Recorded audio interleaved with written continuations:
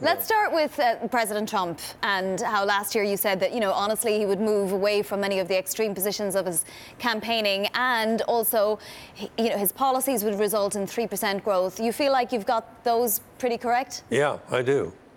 And then when it comes to he didn't tear up all the agreements he said he was going to tear up, and we did grow at 3%. Do we hold at 3%? We're waiting for the Atlanta GDP now Fed forecast to come in today, and it looks like it won't be anywhere close to 3%. When do you see a sustained level of 3% growth, Byron? I do. We had 3% growth in the third quarter, which was besieged by two hurricanes.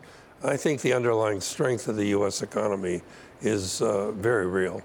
This is before we even get anything like an infrastructure plan or before the tax cuts kick in. Mm-hmm.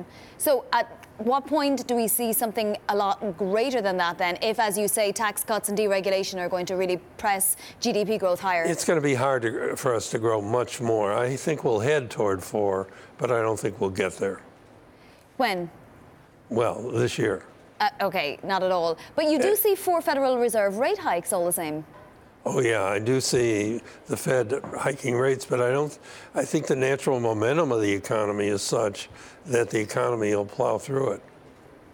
I think we'll grow, Byron, better than 3% pretty much all the quarters of 2018.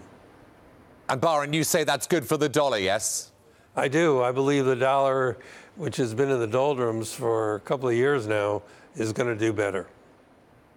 Yeah, and you did make a call last year that maybe the euro would slip below parity. It was close, wasn't it? I think the low for the year was just above parity early last year. I mean, you were near on that one. Your call on the yen, maybe not so prescient. What sort of levels dollar yen then this year?